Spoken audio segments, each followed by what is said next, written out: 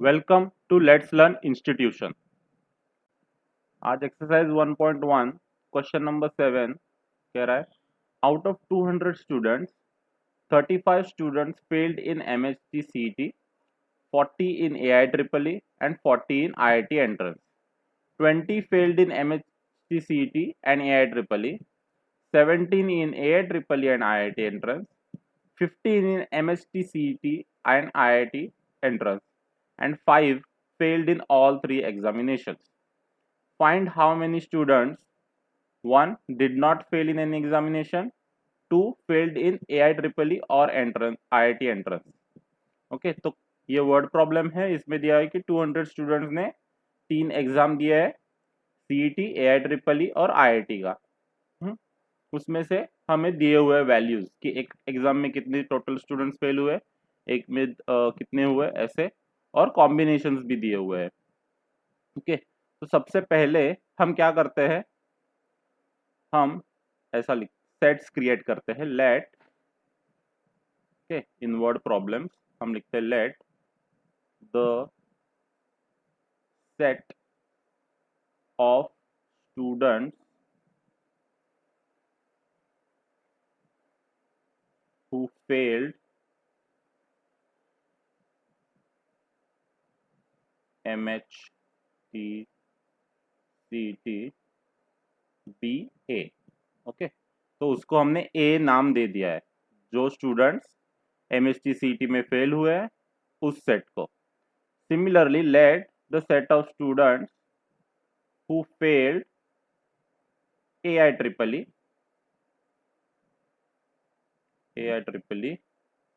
B B के, उसको B नाम दे दिया है कि ये मैं वापस नहीं लिख रहा हूँ। Let the students who failed in IIT entrance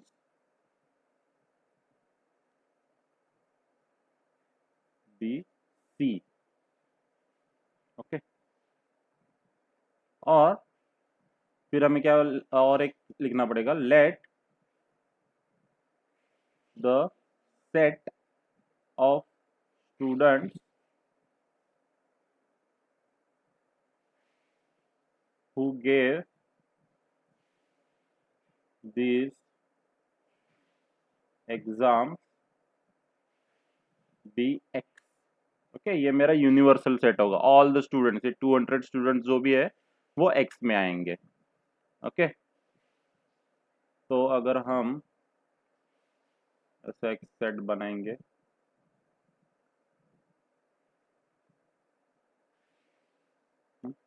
तो ये मेरा यूनिवर्सल सेट X जिसमें है 200 स्टूडेंट्स टोटल। फिर A, B और C, ये मेरा वेन डायग्राम है जिसमें स्टूडेंट A मतलब MHCT वाले स्टूडेंट्स जिसमें फेल हो गए AIEEE में और IIT में। तो मुझे क्या बताया, 35 स्टूडेंट्स फेल्ड इन MHT CET। तो इस A में मेरे टोटल है 35 स्टूडेंट्स। ओके फिर 40 इन AIEEE, तो इसमें 40 होंगे। फिर 40 इन IIT एंट्रेंस, तो इसमें भी 40 स्टूडेंट्स फेल हुए। नाउ लाइन सेकंड में मुझे दिया है 20 failed in MHT CET and AIEEE, मतलब A और B दोनों के कॉमन चीज। ओके A में भी फेल हुए हैं और B में भी फेल हुए हैं। ओके तो ये रीजन हो गया मेरा। और इसमें टोटल कितने हैं, 20। ओके इस टोटल रीजन में। फिर नेक्स्ट लाइन दी हुई है 17 इन AIEEE एंड IIT, मतलब कौन सा, B और C दोनों रीजन में। ओके B और C इस रीजन में हुए मेरे 17। ओके और फिर लास्ट क्या दिया है, 15 इन MHT CET and IIT entrance. Okay मतलब ये रीजन।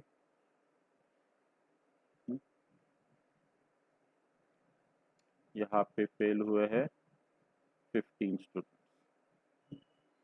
और लास्ट दिया है 5 फेल्ड इन ऑल 3 एग्जामिनेशन, मतलब ये सेंटर रीजन जो है जो तीनों में कॉमन है, ए में भी कॉमन है, बी में भी है और सी में भी है, तो ये रीजन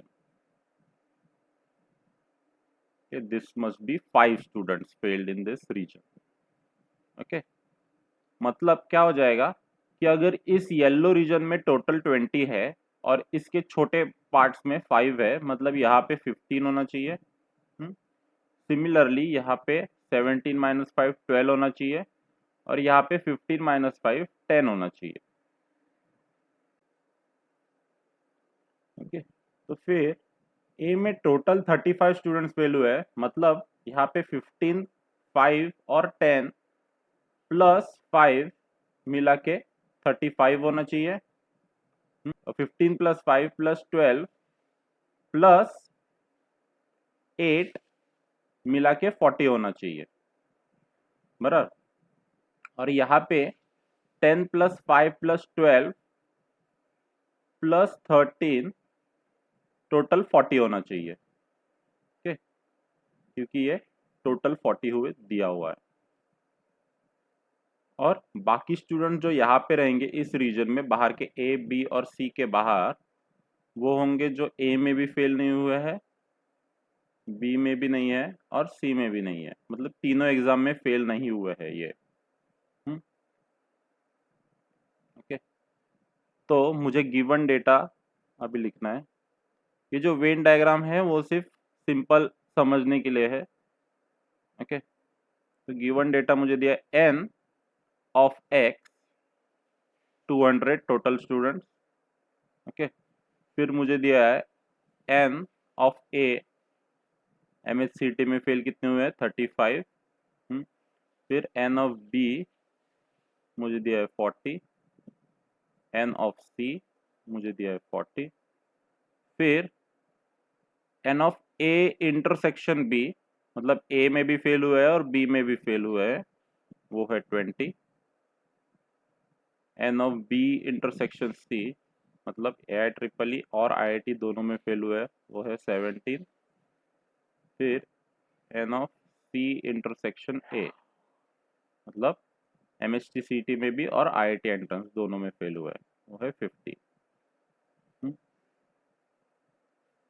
और लास्टली मुझे दिया हुआ है n of A intersection B intersection C, मतलब तीनों में फेल हुआ है, वो है 5।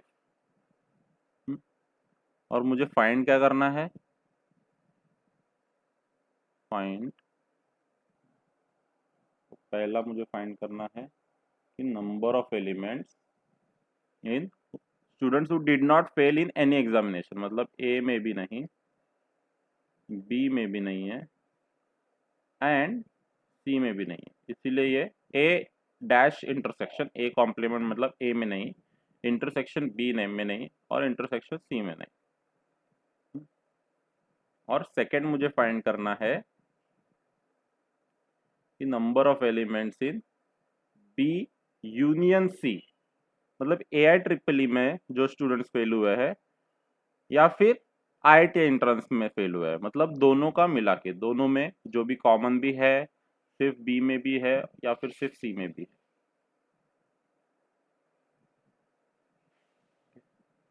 तो फर्स्ट हम कैसे फाइंड कर सकते हैं, फर्स्ट में पहले मुझे फाइंड करना होगा number of elements in A union B union C, और इसका फॉर्मूला क्या है, number of elements in A plus number of elements in B plus number of elements in C minus number of elements in A intersection B minus number of elements in B intersection C minus number of elements in C intersection A. मतलब क्या हो रहा है कि मैंने ए में से सब 35 ऐड कर दिए, फिर 40 ऐड किया और फिर 40 ऐड किया सी के, पर क्या हो गए, जो भी ये येलो रीजन, ऑरेंज रीजन और ग्रीन रीजन है उसमें ये डबल बार काउंट हो गए, 20 15 और 17, बराबर। तो इसीलिए मुझे ये माइनस करने पड़े हर एक बार, एक एक बार, क्योंकि दो दो बार काउंट हो रहे हैं। पर ये और बीच वाला जो रेड रीजन के अंदर 5 है वो 3 बार काउंट हो रहा है और 3 बार माइनस भी हो रहा है, इसीलिए मुझे और एक बार इधर A intersection B intersection C add करना पड़ेगा। ओके, क्योंकि वो 3 बार काउंट हुआ है, 3 बार माइनस हो गए, तो और एक बार उसे काउंट करना पड़ेगा।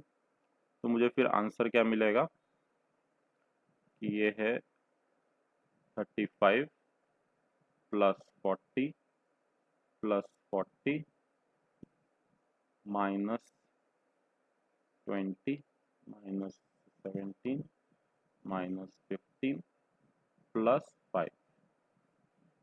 तो इसका टोटल आता है, ये आता है 68। ओके, फिर नेक्स्ट स्टेप क्या होगा कि number of elements in A dash intersection B dash intersection C जो मुझे फाइंड करना है वो क्या हो जाएगा, यूनिवर्सल सेट एक्स में से मैंने A union B union C अगर माइनस कर दिया तो मुझे बचे हुए मिल जाएंगे। Okay, number of elements in A union B union C तो हो जाएगा 200 माइनस 68, तो ये हो जाएगा 132। ओके, फिर यहाँ पे एक सेंटेंस लिखना है, therefore the number of students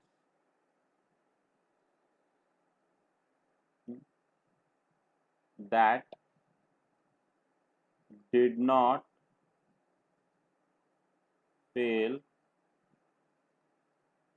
in any exam is 132।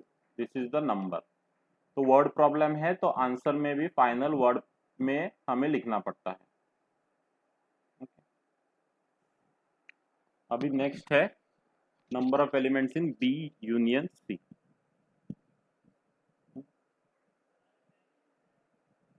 Number of elements B union C, तो इसका फॉर्मूला सिंपल है कि number of elements in B plus number of elements in C minus number of elements in B intersection C. तो ये क्या हो जाएगा, B मुझे दिया है 40, सी भी दिया है 40, number of elements in C minus B intersection C is 17। तो ये जाएगा 80 माइनस 17 आता है 63। 63 मेरा आंसर है। अब मुझे ये वर्ड में लिखना होगा, therefore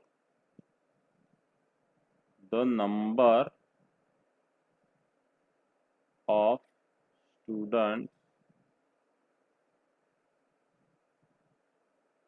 that failed in IEEE or IIT entrance is 63। तो वर्ड प्रॉब्लम में मुझे लिखना पड़ता है। तो इसका मुझे आंसर मिल रहा था 132 और इसका मुझे आंसर मिल रहा था 63।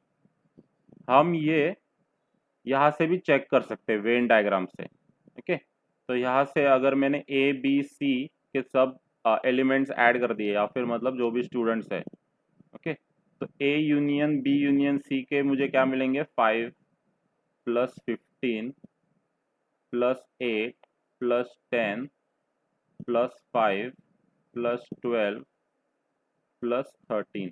ओके, मतलब ये 5 15 8 5 10 12 और 13।